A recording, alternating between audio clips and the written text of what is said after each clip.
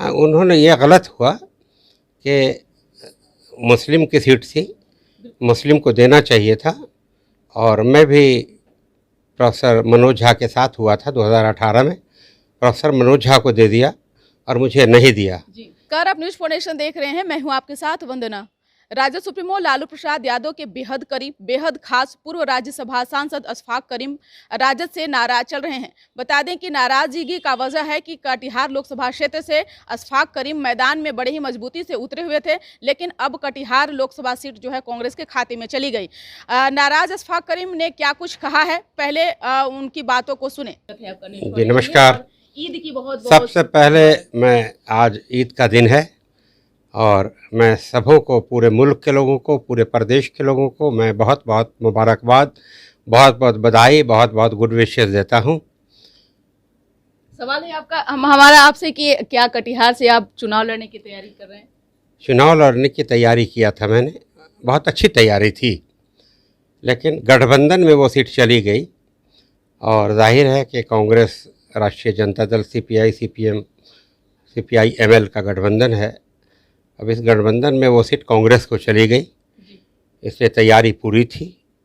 काफ़ी दिनों से मैं तैयारी कर रहा था और तैयारी कोई सूखा नहीं कर रहा था। आज तकरीबन 36-37 साल से तकरीबन मैं स्वास्थ्य सेवा और शिक्षा में काम कर रहा हूँ।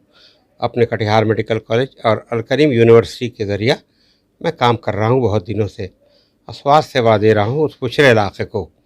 और मैं वैशाली ज़िला का रहने वाला हूँ, लेकिन उस क्षेत्र में चूँकि बैकवर्ड रीजन है, पसमादा इलाका है, वहाँ आकर मैंने स्वास्थ्य सेवा देने का काम किया। आकर वो दे रहा हूँ, इसलिए पब्लिक बड़ी खुश है। पब्लिक ये कहती है कि अशफाक करीम ने दिया है हम लोगों को और हम लोग कुछ नहीं दे सके, बाकी लोगों को हमने दिया है, उन लोगों ने हमें कुछ नहीं दिया है, ये जनता कहती है। इसलिए जनता का रुख हमारी तरफ था। लेकिन बहरहाल गठबंधन की राजनीति में जो होता है वो हुआ और मैं बैठा हूं और मदद कर रहा हूं। मैंने आह्वान भी कर दिया था कि गठबंधन के जो लोग खड़े हैं उनको आप वोट देने का काम करें। लेकिन सवाल यह है सर कि आप लालू प्रसाद यादव के बेहद करीब, खास रहे हैं, विश्वसनीय आप नेता रहे हैं राजद के। अब आगे कैसे आपका राजनीति देख रहे हैं, क्योंकि आपको राज्यसभा भी लालू प्रसाद। हाँ, उन्होंने ये गलत हुआ कि मुस्लिम की सीट थी, मुस्लिम को देना चाहिए था। और मैं भी प्रोफेसर मनोज झा के साथ हुआ था 2018 में, प्रोफेसर मनोज झा को दे दिया और मुझे नहीं दिया। ये तो मुझे नाइंसाफ़ी लगी है, लेकिन मैं खामोश हो गया था कि उनका वादा था कि आपको असेंबली इलेक्शन, पार्लियामेंट इलेक्शन हम लड़ाने का काम करेंगे। तो मेरी भी ख्वाहिश थी कि ठीक है लोकसभा में जाऊंगा, और इतनी तैयारी थी कि मुझे यकीन था कि हमारी कामयाबी होगी, तो इसलिए मैं भी खामोश था। लेकिन अब गठबंधन की राजनीति में कट गया हमारा नाम, तो अब सवाल है कि क्या करता है। अब मेरे हाथ में कुछ तो है नहीं। एक उम्मीद भी बनी हुई थी लोकसभा चुनाव का, अब वो भी हाथ से निकल गया। अब क्या आप घर बैठेंगे या फिर पुनः आप पवेलियन की तरफ आप? देखिए, मैं तो सेवा कर रहा हूँ और करता रहूँगा, आगे भी करता रहूँगा। और जो सियासत करता है या समाजी कार्यकर्ता होता है वो कभी बैठता नहीं है, वो हमेशा काम करता है। और मैंने कहा कि मैंने स्वास्थ्य सेवा और शिक्षा के क्षेत्र में मैंने काम किया 37 साल से। 1987 से जाकर के कटिहार में ज़मीन खरीद कर हमने बनाने का काम किया और हम सेवा दे रहे हैं। तो जाहिर है कि सेवा देते रहेंगे, सेवा देना मेरा लक्ष्य है, उस लक्ष्य की पूर्ति होती रहेगी, मैं सेवा देता रहूँगा। अब जब समय आएगा तो फिर देखा जाएगा, लड़ूंगा। निश्चित तौर पे आप जनता के दिल के करीब भी माने जाते हैं, क्योंकि जो कटिहार के एरिया से जो अभी खबरें सामने निकल करके आ रही है, वहां पर आपका नाम जो है जोरों शोरों से चल रहा था। हालांकि अब तो ये नसीब का मारा भी इसको कह सकते हैं, या फिर कह सकते हैं गेम भी कह सकते हैं इसे। क्या लग रहा है? नहीं, मैं तो समझता हूँ कि गठबंधन की राजनीति में जो होता है वो हुआ। लेकिन बहरहाल मुझे दुख तो ज़रूर है कि जो मेरी जो चाहत थी जनता की, जनता आज भी बहुत परेशान है। जनता, हम तो नहीं रोते लेकिन जनता रोती है, वर्कर हमारे रोते हैं कि बहुत ख़राब हुआ। करीम साहब आते तो कुछ न कुछ नया चीज़ कटिहार में होता, क्योंकि अकेले दम पर लोगों की सोच है कि मैंने इतना बड़ा धरोहर कायम किया है, इतनी बड़ी यूनिवर्सिटी, इतना बड़ा कॉलेज। तो लोगों की उम्मीद है कि अगर इनको पावर में आते, लोकसभा में आते, तो ज़रूर कटिहार की किस्मत बदलती, कटिहार में कुछ न कुछ रोज़गार के लिए इंडस्ट्री बनती। क्योंकि मैं बराबर कहते आता हूँ कि कटिहार में मकई पैदा होती है, तो अगर इंडस्ट्री बनती कटिहार में मकई के प्रोसेसिंग की, तो किसानों का भला होता और रोज़गार भी मिलता। केले की खेती होती है और केले की क्या चिप्स बनाने की फैक्ट्री होती, इंडस्ट्री, तो रोज़गार भी मिलता लोगों को और साथ साथ किसानों का भी भला होता। ये सब हमारा लक्ष्य रहा है कि ये सब करूँगा, और मैं कहता भी रहा कि मैं कामयाब होऊंगा और सरकार में रहूँगा तो मैं करूँगा, ये बात मैं कहता रहा। इसलिए लोगों का हमसे बड़ा ही लगाव हो गया था। नहीं, करीम साहब को एक यकीन बना था जनता का कि अशफाक करीम अगर MP बनेंगे तो कटिहार का रुख ज़रूर बदलेगा। गेम पलटने के पीछे का वजह क्या है सर, क्या लग रहा है? देखिए, सही बात तो यह है कि पप्पू यादव जी कांग्रेस से चाहते थे, लेकिन बहरहाल कांग्रेस को वो सीट नहीं मिल पाई, किसके कारण वहाँ राजद को चली गई वो सीट। तो चूँकि उस कमिश्नरी में, पूर्णिया कमिश्नरी में 4 पार्लियामेंट्री सीट है, तो 2 कांग्रेस को जानी थी, 2 राजद को जानी थी। तो पहले से जीते हुए हैं कांग्रेस के जावेद साहब किशनगंज से, एक वो सीट उनको रह गई, और एक दूसरी सीट चूँकि पहले थी कि पूर्णिया मिलेगा कांग्रेस को, लेकिन कांग्रेस को नहीं देकर ये दे दिया गया, क्या कहते हैं, कटिहार।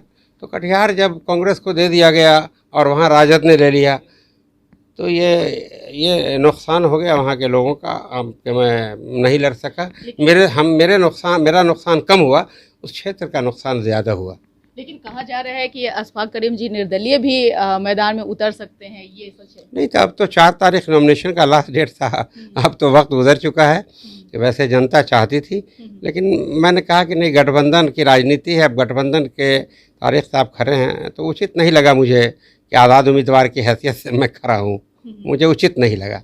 अब आगे का कदम क्या होगा आपका? आगे बस समाज सेवा करते रहेंगे, लोगों को सेवा देते रहेंगे, सेवा देते हैं पूरे इलाके में जा कर के, सीमांचल के पूरे इलाके में जा कर के हम काम करते हैं, सेवा देते हैं, कैंप लगाते हैं, फ्लड में काम करते हैं, कोई आपदा आता है उसमें काम करते हैं, अपना स्वास्थ्य सेवा देते हैं, डॉक्टर को हर जगह भेजते रहते हैं, बच्चों को पढ़ाने का काम करते हैं। छोटे छोटे ग्रेजुएशन हमने खोले, BSc नर्सिंग खोले, B फार्म खोला, D फार्म खोला, हमने पैरामेडिकल खोला जिसमें ग्रेजुएशन है, IT खोला कि कम पैसे में 1 लाख सवा लाख के साल में बच्चे 4 लाख सवा 4 लाख में कोर्स कर लें, ग्रेजुएशन हो जाएगा, ये टेक्निकल ग्रेजुएशन।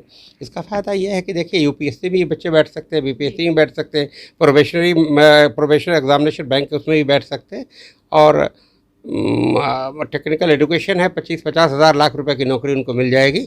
तो मेरा लक्ष्य है कि वहाँ ज़्यादा से ज़्यादा, अब हमारा लक्ष्य है कि आगे हम लॉ कॉलेज खोलें। हम वो कोर्स खोलना चाहते हैं जिसमें सेल्फ एम्प्लॉयमेंट हो, जिसमें वो नौकरी के भरोसे नहीं रह जाए, वो कोर्स खोलना चाहते हैं। इस तरह के कोर्स हम खोलते रहेंगे।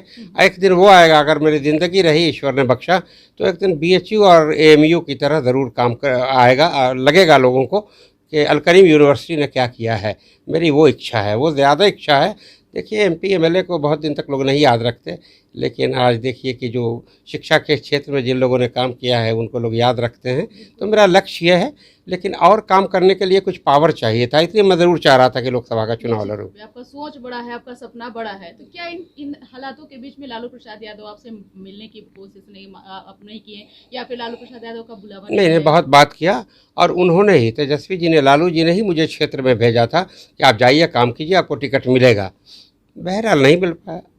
कारण क्या लग रहा है सर, क्योंकि आप भी राजनीति को बहुत अच्छे से, बिहार की राजनीति को समझ रहे हैं, कारण क्या लग रहा है? देखिए, हमें तो अपेरेंटली यही लगता है कि, या फिर आपको लालू प्रसाद यादव ने सोचा कि अब अशफाक करीम को साइलेंट मोड पे अब इनको रखा जाए, इनका राजनीति? देखिए, ये बात तो आप उनसे पूछिए, लेकिन मुझे लगता है कि गठबंधन की राजनीति में जो होना था वो हुआ, और वो क्या सोचते हैं वो जानते हैं, ये मैं नहीं जानता, आप उनसे पूछिए ये बात। ये MOI समीकरण ही खास जो है लालू प्रसाद यादव के माना जाता है, और वो आज भी दिखता है। ऐसे में क्या लग रहा है, अगर कार्ड कमज़ोर हो रहा है, पप्पू जी को वहाँ टिकट मिलना चाहिए था, पप्पू यादव जी को वहाँ काम कर रहे थे, उनको टिकट मिलना चाहिए था, उनको नहीं मिला। मुझे भी टिकट मिलना चाहिए था, नहीं मिला। मैं समझता हूँ कि सीमांचल में राजद कमज़ोर हो रही है। क्या पार्टी में बने रहेंगे या फिर आप कुछ? नहीं, अभी कहाँ जाएंगे, अभी 5 साल क्या होना है किसी पार्टी में जाके, ही क्या करेंगे हम। जहाँ हैं, होने के बावजूद भी राजद के साथ आप रहेंगे या फिर कुछ? देखिए राजद के साथ हूँ। अब 6 साल मैं रहा राज्यसभा में, मेरी कोशिश होगी कि खिदमत करूँ, उनसे हटकर ही मुझे क्या मिलेगा। इसलिए जहाँ हूँ वहीं सोच रहा हूँ कि अभी रहा जाए, काम किया जाए।